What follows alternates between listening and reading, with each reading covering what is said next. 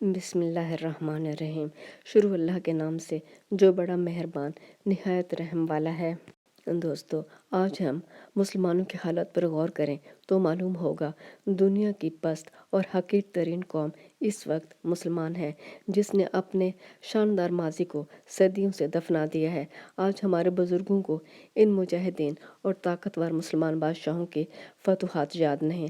آج ہمیں اپنے ان طاقتور بادشاہوں، سپہ سالاروں، مجاہدوں اور غازیوں کے نام یاد نہیں، نہ ہی ہمیں ان کے شاندار کارنامے یاد ہیں۔ آج ہم اپنے بچوں کو بھوت، جنات، چڑیل کی جھوٹی کہانیاں سنا کر ان کے دلوں میں اللہ کے بجائے ان کا خوف بٹھاتے ہیں۔ اللہ پر بھروسہ کرنے کے بجائے اپنی تکلیف دور کرنے اور اپنی خواہشوں کو پانے کے لیے مزاروں، پیروں، تویزوں اور جادوگروں کے چکر لگاتے ہیں۔ ان پر اپنا سرمایہ اور وقت اور اپنا ایمان برباد کر کے مشرک بن جاتے ہیں، پھر بھی یہ ماننے کو تیار نہیں کہ ہم شرک کر رہے ہیں۔ اسلامی تعلیم کے مطابق اللہ کے سوا کسی اور سے مدد مانگنا اور وسیلہ بنانا شرک ہے۔ تعلیم کے میدان میں اگر غیر مسلم کو دیکھیں تو معلوم ہوگا جو کچھ ان کے معاشرے میں یا گھروں میں ہوتا ہے وہی کچھ ان کی تعلیم کا حصہ ہے۔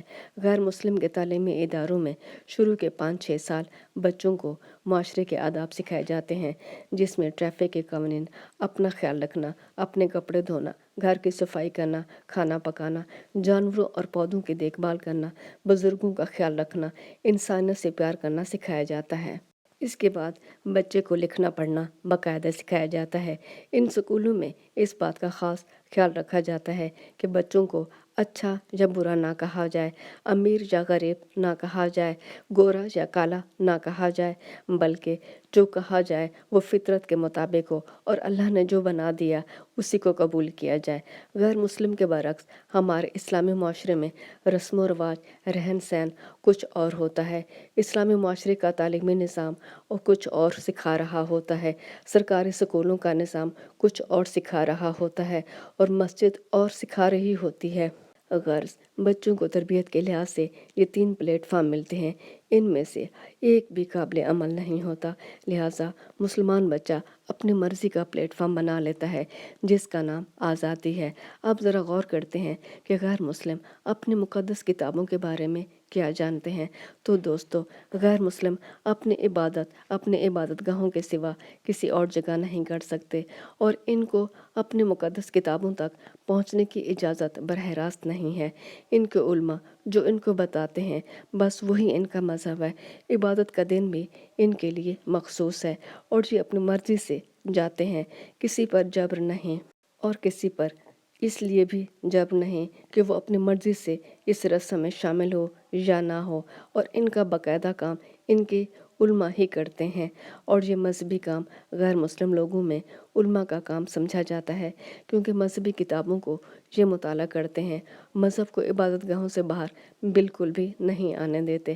غیر مسلم کے برعکس اسلام کی مقدس کتاب ہر مسلم اور غیر مسلم کے لیے براہ راست مطالعہ کے لیے کھلی ہے اور ہر وقت موجود ہے۔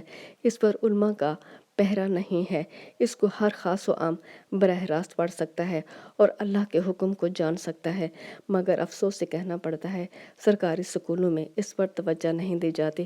مدارس کی تعلیم قرآن کو صرف اخلاقی کتاب کے طور پر پڑھاتے ہیں اور قرآن سے فائدہ اٹھانے کے لیے اس کو تراویح یا وظائف کے لیے حفظ کروایا جاتا ہے۔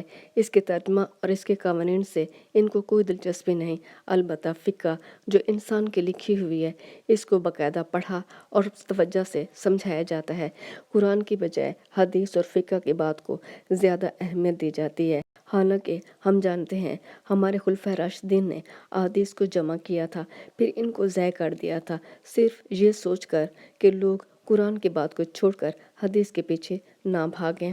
ہم دیکھتے ہیں جہالت کے اندھیرے میں ڈوبی دنیا کے لیے اگر زمین پر کوئی دیا جلایا گیا تو وہ قرآن تھا، جس کی روشنی نے تمام انسانوں کو جینے کے لیے پاکیزہ فطری طریقے بتائے، اور وہ نے قرآن کے سہارے ایسی فتوحات کی جن کی مثال آج تک غیر مسلم اقوام کے پاس نہیں ہے۔